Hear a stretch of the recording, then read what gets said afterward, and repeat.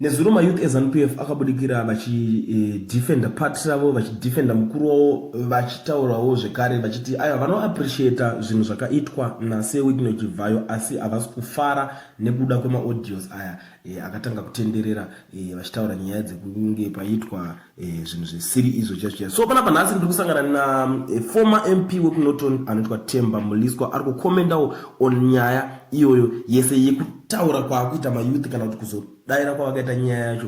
Ari kutaura kuti if ever the ZANU-PF Youth League is a vanguard for anything, it's for being useless. You can't parrot tired revolutionary clinches and harp about dignity now as if Wigney has suddenly dropped in from Norway.